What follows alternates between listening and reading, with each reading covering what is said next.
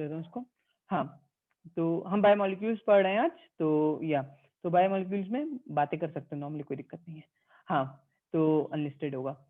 तो देखो क्या होता है कि ये जो तुम्हारा सेल रहता है, अब इसमें कई सारी चीजें पर समझ आ गई हमको कि इसमें कार्बोहाइड्रेट रहता है, इसमें प्रोटीन रहता है ना, और इसमें फैट्स भी रहते हैं, लिपिड तुमने देखा ना, लिपिड भी रहता है। अंदर देखो तुम इसके काफी से, जब ये तुम्हारा साइटोप्लाज्म है, इसमें भी तो रहते हैं, ये सब कंपोनेंट्स रहते हैं। इवन अगर तुम इसका स्केलेटन का एलिमेंट देखोगे, अब याद करो बच्चों, स्केलेटन का क्या एलिमेंट था इसका? साइटोस्केलेटन में 3 चीजें थी, क्या क्या थी? प्रोफिलामेंट, हाँ, इंटरमीडिएट फिलामेंट और एंड इंटरकैलरी। माइक्रोट्यूब्यूल्स है ना, ये थे। हाँ, इंटरकैलरी वहां पे था मेरिस्टम में, प्लांट में। ठीक, खैर, ओके, यहाँ पे देखो। ओके, चंचल का वेटिंग रूम आ गया था। ओके, तो यहाँ पे देखो कि क्या हुआ कि जैसे सेकंड, चंचल इज ज्वाइनिंग, हो गया, अच्छा डिस्कनेक्ट हो गया था इसका। हाँ सर। ओके ओके, चलो कोई नहीं। हाँ, तो अभी ये जो हम दिखा रहे हैं सेल को, अब सेल में कई सारे टाइप के एलिमेंट्स हैं। अब माइक्रोफिलामेंट और ये सब भी तो किसी चीज से मिलके बने होंगे, तो इनके पास भी प्रोटीन्स होते हैं, ठीक है, जिनसे ये मिलके बने होते हैं। तो हमको इतना समझ आ गया, सब प्रोटीन है, कार्बोहाइड्रेट है और एक लिपिड है, ये इनका काफी इंपॉर्टेंट रोल है, ये इससे मिलके बहुत कुछ बना है, ठीक है। और ये एनर्जी सोर्स भी हैं, ये हमें, और इनका बहुत स्ट्रक्चर रोल भी दिख रहा है, स्ट्रक्चर भी बना रहे हैं, ठीक है, एनर्जी भी दे रहे हैं, काफी तरह के रोल्स दिख रहे हैं हमको, ठीक है इनके।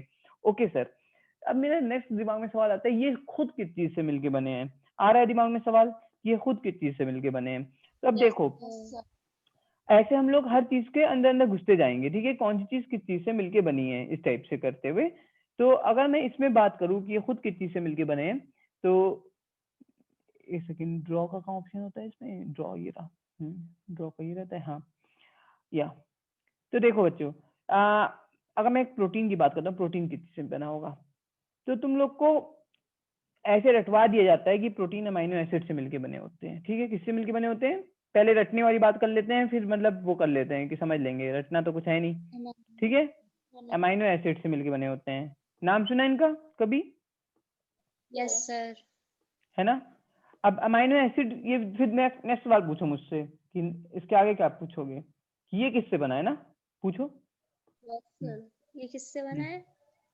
हाँ, तो ये बनेगा, अब बताओ, ये अमीनो एसिड जो होते हैं, अमीनो एसिड दिखता है ऐसा, कार्बन होता है उसके ऊपर, ऐसे एक हाइड्रोजन होता है उसके ऊपर, ठीक है, एक उसके ऊपर ऐसे अमोनिया ग्रुप होता है, अमीन ग्रुप होता है, ठीक है, आपका इधर एक ग्रुप होता है कार्बोक्सिलिक ग्रुप, COOH करके होता है ग्रुप, ठीक है, ओके, और यहाँ पे एक R ग्रुप होता है। ये स्ट्रक्चर है एक अमीनो एसिड का। अब तुम लोग को जैसे ये स्ट्रक्चर आता है, तुम लोग डर जाते हो, है ना, कि सर ये क्या आ गया, स्ट्रक्चर जैसे है, लेकिन कुछ नहीं डरना, ये एक स्ट्रक्चर, हाँ बता रहा हूँ, बता, ये R क्या बोला तुमने? ये R अलग अलग हो सकता है, ये वेरिएबल ग्रुप है, हाँ, मतलब ये एक वेरिएबल ग्रुप है जो कुछ भी हो सकता है, इसके बेसिस पे नाम पड़ेगा ना। मान लो कि ऐसा समझो बच्चों कि ये जो तुम्हारा कार्बन के साथ हाइड्रोजन और अमोनिया और COH तो हमेशा लगा होगा, मतलब ये हमेशा एक अमीनो एसिड में लगा होगा। अब ये R ग्रुप क्या है, इसके बेसिस पे नाम पड़ेगा अमीनो एसिड का। कई सारे अमीनो एसिड होते हैं, जैसे हम लोग पढ़ेंगे आगे, कभी ग्लाइसिन होता है, कभी लाइसिन, कभी ग्लाइसिन, कभी कुछ, कभी मतलब आर्जिनिन, हिस्टिडीन, ठीक है, एस्पार्टिक एसिड, ग्लूटामिक एसिड, इस टाइप के अलग अलग जो नाम है, ग्लूटामीन, ये सब जो भी नाम होंगे, वो सारे के सारे जो नाम है वो कैसे पढ़े इनके, ठीक, ज्यादा मगजमारी नहीं करनी, वो आराम से समझ आ जाएगा, ठीक है, ओके। लेकिन ये कॉमन है, ये थोड़ा सा अलग होगा, किसी पे सिर्फ हाइड्रोजन लगा है, किसी पे CH3 ग्रुप लगा है, लेकिन तुम लोग को ये देख के एक चीज तो समझ में आ गई होगी, क्या चीज, कि ये जो बना है मिलकर के, किससे मिलके बना है?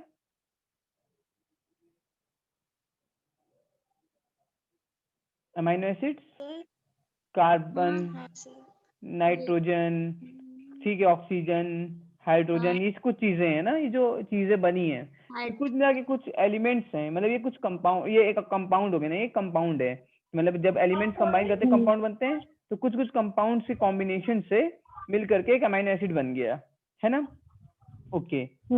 अब और अंदर जा सकता हूँ क्या मैं इसके? अगर मैं इससे भी अंदर जाऊँ ठीक है, बायोकेमिस्ट्री यहीं तक है हमारी, मतलब बायोकेमिस्ट्री तो यहीं तक है जो हमें पढ़नी है, लेकिन हम तो बस बायोकेमिस्ट्री पढ़ने नहीं बैठे ना यहाँ पे, हम तो साइंस पढ़ने बैठे हैं। ठीक है, हम कोई ऐसे नहीं है कि बस यहाँ तक पढ़ा छोड़ दिया। अब इसके अंदर जा सकते हैं क्या बच्चों? कार्बन के अंदर जा सकता हूँ या किसी भी के अंदर, है ना? क्या मिलेगा कार्बन? क्यों नहीं जा सकते? जा सकते हैं। क्या एटम एक एलिमेंट्री पार्टिकल है? ना ना। कहते थे हम लोग बचपन में पढ़ लेते थे, smallest unit of life, smallest particle, इस टाइप के पढ़ लेते थे। स्मॉलेस्ट थोड़ी ना, एलिमेंट्री पार्टिकल तो नहीं, एलिमेंट्री पार्टिकल तुम लोग ने पढ़ा था। कौन कौन से? कुछ याद आ रहा है? इलेक्ट्रॉन, प्रोटॉन, न्यूट्रॉन का कैसे कुछ पढ़ा था, है ना? हाँ। यस। Yes sir. तो वही मेरा सवाल था कि कार्बन के अंदर क्या मिलेगा तुम लोग को, जरा सा बताओ। हाँ तो एक न्यूक्लियस मिलेगा जिसके पास होगा प्रोटॉन और न्यूट्रॉन, और उसके ऊपर तुमको इलेक्ट्रॉन घूमते हुए मिलेंगे, हाँ या ना? हाँ, तो इलेक्ट्रॉन घूमते हुए मिलेंगे और तुमको प्रोटॉन मिलेगा। Yes, agree? Yes sir. हाँ, अब ये क्या एलिमेंट्री पार्टिकल है? इलेक्ट्रॉन क्या एलिमेंट्री पार्टिकल है या नहीं है? अब ये सवाल है, ये मुश्किल सवाल है, मुझे लगता है तुम लोग आंसर दे सकते हो मुझको, मैंने तुम लोग को पढ़ाया है। इलेक्ट्रॉन क्या एलिमेंट्री पार्टिकल है नहीं है? मतलब इलेक्ट्रॉन को फर्दर तोड़ सकते हो नीचे अंदर इसके बाद? हाँ सर। हाँ, पक्का? हाँ नहीं, हाँ इलेक्ट्रॉन को तो मैंने तोड़ के नहीं बताया तुम लोग को, याद करो इलेक्ट्रॉन कब तोड़ा मैंने? प्रोटॉन और न्यूट्रॉन हाँ सर, वो को। प्रोटॉन और न्यूट्रॉन को तोड़ा था, ठीक है, बिल्कुल सही, प्रोटॉन और न्यूट्रॉन को तोड़ा था। इतना ही एक्सपेक्ट करता हूँ कि तुम लोग ये बता दो, प्रोटॉन न्यूट्रॉन को तोड़ा था। और किसमें तोड़ा था, याद आ रहा है? क्वार्क्स में। हम चले जा रहे हैं अंदर थोड़ा सा, लेकिन कोई मसला नहीं है, हमारे पास टाइम ही टाइम है, थोड़ा सा दिमाग ही खुलेगा तुम लोग का। ओके, क्वार्क्स में तोड़ सकते थे, है ना? ओके, तो जो क्वार्क्स में तोड़ते थे हम लोग, प्रोटॉन को भी और न्यूट्रॉन को भी, ठीक है? तो बच्चों क्वार्क जो होते थे, तुम लोग को कुछ याद आ रहा है? मैंने कुछ ऐसा बताया था, दो अप क्वार्क में, दो अप क्वार्क, ऐसे कुछ बताया था, दो अप क्वार्क एक डाउन क्वार्क मिल करके प्रोटॉन बन जाता है, ऐसा कुछ बताया था ना? तीन क्वार्क होते हैं, और ऐसे टू डाउन क्वार्क और एक अप क्वार्क मिल करके न्यूट्रॉन बन जाते हैं। न्यूट्रॉन बन जाता है, याद आ गया, है ना? और इसके बीच की फोर्स भी बताई थी मैंने कि कलर फोर्स कहलाती है, मतलब इसको ऐसे कर देते हैं, इसको आर से, इसको बी से, इसको जी से डिनोट कर देते हैं, मतलब रेड ब्लड ग्रीन कलर नहीं होता था, आरबीजी, जो हम लोग प्राइमरी कलर्स पढ़ते थे बचपन में, तो इनके बीच की जो फोर्स होती है उसको हम लोग कलर फोर्स बोल देते हैं। खैर ये तुमसे कोई नहीं पूछेगा, लेकिन फिर भी ओके, जान लो, सबके बराबर ही जानोगे तो फायदा क्या फिर पढ़ने का, वैसे। हाँ, ठीक, तो ये चीज है। ओके, अब जरा सा ये तो एलिमेंट्री पार्टिकल हो गए क्वार्क्स, मतलब क्वार्क्स से मिलकर, मतलब प्रोटॉन और न्यूट्रॉन एलिमेंट्री पार्टिकल्स नहीं है। अगर अच्छे लेवल पूछो, क्वेश्चन तुम्हारा ऐसे आ जाए, कोई बच्चों वाला क्वेश्चन आ जाए कि इनमें से कौन कौन से एलिमेंट्री पार्टिकल है, वो proton, neutron, electron they they, all of these they they option में, तो ऑल ऑफ दीज लगा देना, क्योंकि वो तुमसे एक्सपेक्ट करेगा कि तुम लोग को ऑल ऑफ दीज तक का पता हो, मतलब तीनों को लगा देना। या फिर मतलब अगर मान लो कि वो अच्छा एग्जाम है, मतलब एग्जाम देख लेना किस टाइप का एग्जाम है, अगर अच्छा एग्जाम है, कोई ऐसा लग रहा है कि नहीं वो सिर्फ इलेक्ट्रॉन पे आंसर लगवाना चाह रहा है, तो इलेक्ट्रॉन पे लगाएंगे आंसर, वो देखना पड़ता है हम लोग को कि एग्जाम कौन सा है वो, ठीक है?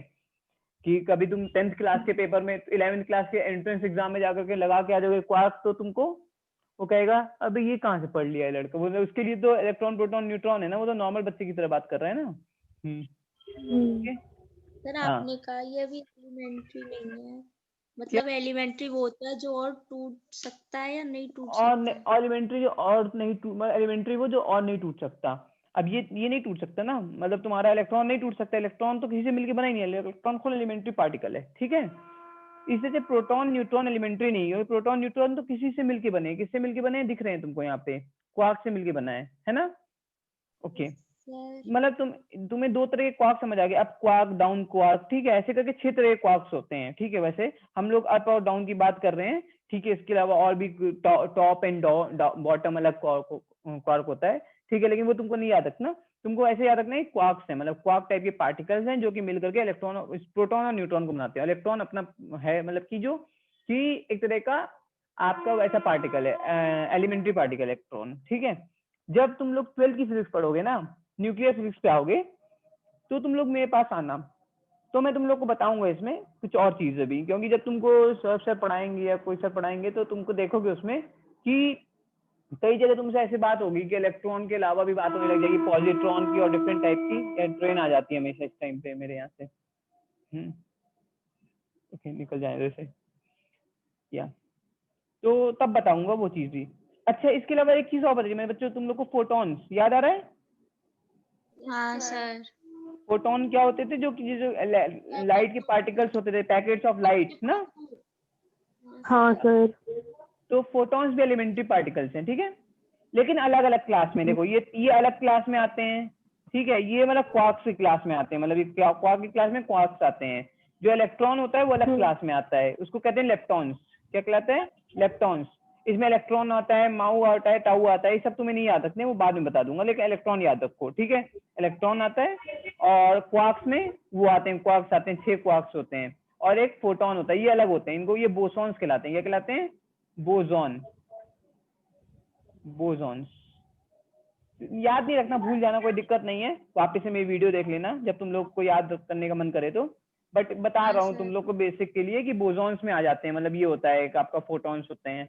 और कभी तुम लोग को किसी को इंटरेस्ट हो तो कभी हिग्स बोसॉन के बारे में पढ़ लेना, हिग्स बोसॉन पार्टिकल्स।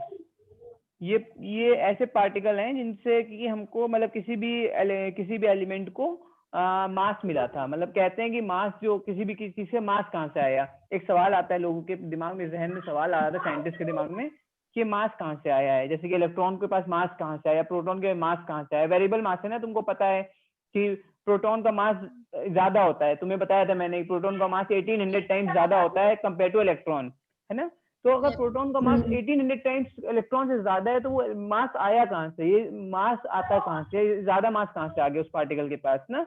तो इसका जो रीजन होता है, ये अभी हम लोग रिसर्च से पता चला, अभी 2016 की रिसर्च, 2013 से 16 की रिसर्च है, ठीक है, अभी रिसेंट रिसर्चेज हैं ये सब।